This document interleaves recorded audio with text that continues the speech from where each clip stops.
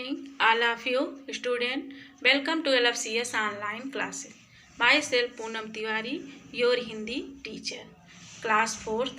बेटा आज हम लोग हिंदी में चैप्टर 11 बकरी और भेड़िया। कौन सा चैप्टर है? बकरी और भेड़िया नामक चैप्टर का रिवीजन करेंगे, यानी पुनः अभ्यास करेंगे। ओके, तो बुक कॉपी वर्क आप लोग को कंप्लीट ही करा दिया गया है। चैप्टर 11 का सब लोग कंप्लीट किए, समरी भी टीचर बता दी थी ना, और रीडिंग भी किए हो, तो चैप्टर आप लोग सब पढ़े ही हो। आज हम लोग फिर से इसी का रिवीजन करेंगे, क्योंकि आपका PT4 भी होने वाला है ना। तो PT4 में एग्ज़ाम में यही चैप्टर आपका सिलेबस में है। PT4 के लिए अच्छे से प्रिपेयर कर लोगे तो इसी चैप्टर से आपके सारे क्वेश्चन, वर्ड मीनिंग इसी से आएंगे। ओके, तो एक ही चैप्टर है इस सिलेबस में, तो इसीलिए आज आपका इसका रिवीजन हो रहा है। इसका टेस्ट भी होगा और PT4 में यही चैप्टर रहेगा भी। ओके, तो चैप्टर आपका है बकरी और भेड़िया, जो कि समरी भी आप लोग जानते ही हो। एक बकरी थी, 4 बच्चे थे। तो ये एक काल्पनिक लोक कथा है, यानी इसकी कल्पना की गई है, एक कहानी है ये। तो इसमें बछड़ा है, चूजा है, मेमना है और शावक है। और बकरी के 4 बच्चे थे, आले बाले जो भी थे, तो उन्हीं की कहानी है ये। आप लोग पढ़े भी हो। एक्सरसाइज में सबसे पहले वर्ड मीनिंग अच्छे से प्रिपेयर कर लेना सब लोग। जैसे है चिंतित, तो चिंतित मीन्स क्या होता है? परेशान। फर्स्ट वर्ड मीनिंग है चिंतित। तो चिंतित मीन्स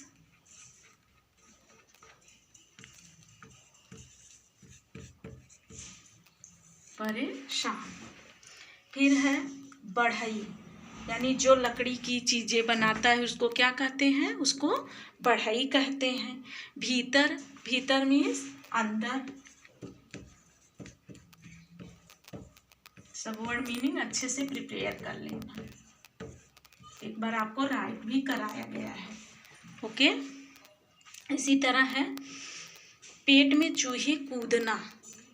तो इसका आप मुहावरा भी पढ़ते हो ना, जैसे भूख लगती है तो मुहावरा तो ऐसे कहते नहीं हो कि भूख लगी है। यही मुहावरे में आप कुछ अलग तरीके से बोला जाता है कि पेट में चूहे कूद रहे हैं। तो पेट में चूहे कूदना मीन्स भूख लगना, यानी बहुत तेज भूख लगना। पैना मीन्स क्या होता है? तेज। पैना मीन्स तेज।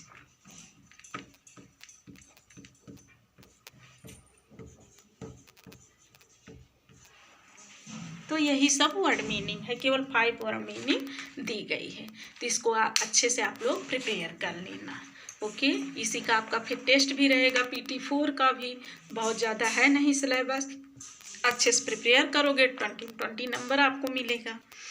इसी सेकेंड एक्सरसाइज है, देखिए, उचित विकल्प पर सही का निशान लगाइए, और जो रंग रहेगा वहाँ क्या करोगे? वहाँ क्रॉस कर दोगे। ओके, तो बकरी रोज सुबह कहाँ जाती थी? बकरी रोज सुबह कहाँ जाती थी? तो जंगल में जाती थी ना, या खेत में जाती थी, या मंदिर में? तो जंगल के आगे टिक करोगे और मंदिर और खेत के आगे आप क्रॉस कर दोगे। सेकेंड क्वेश्चन है, बकरी के कितने बच्चे थे? तो बकरी के कितने बच्चे थे? बकरी के 4 बच्चे थे। तो जहाँ 4 है वहाँ आप टिक कर दोगे। ओके, बाकी जहाँ 2 दिया है, जहाँ 7 दिया है, वहाँ क्या करोगे? वहाँ क्रॉस कर दोगे। लास्ट है, बकरी सींग पैने कराने किसके पास गई? यानी नुकीली कराने किसके पास गई? तेज कराने अपनी सींग किसके पास गई? तो बढ़ई के पास गई। अब आपका है थर्ड में कि मौखिक प्रश्न, जो कि कॉपी में आपको कराया गया है। तो मौखिक प्रश्न आपके 4 दिए गए हैं, 4 क्वेश्चन है ना। तो 4 क्वेश्चन का आंसर अच्छे से आप लोग प्रिपेयर कर लेना। और फिर है लिखित क्वेश्चन। लिखित क्वेश्चन यानी थोड़ा लॉन्ग में रहेगा, इसको भी अच्छे से प्रिपेयर कर लेना। रेखांकित शब्दों के विलोम शब्द से वाक्य पूरे करिए, यानी जो रेखांकित किए गए हैं उनका विलोम लिखना है। विलोम मीन्स क्या होता है? ठीक उसी का उल्टा। विपरीतार्थक शब्द को ही क्या कहते हैं? विलोम शब्द कहते हैं। तो जैसे है उनका घर बड़ा नहीं, बड़ा के आगे रेखांकित है तो बड़ा का विलोम क्या होगा? छोटा कर देना। जहाँ डैश डैश है वहाँ छोटा था हो जाएगा।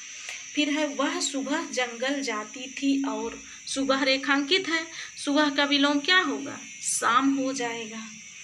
फिर थर्ड है कि बकरी घर के आगे खड़ी थी, आगे का विलोम क्या होगा? आगे का विलोम होगा पीछे।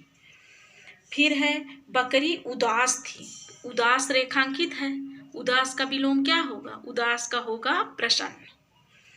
फिर है भेड़िया से निपटना कठिन था, तो कठिन का विलोम क्या होगा? कठिन का हो जाएगा सरल।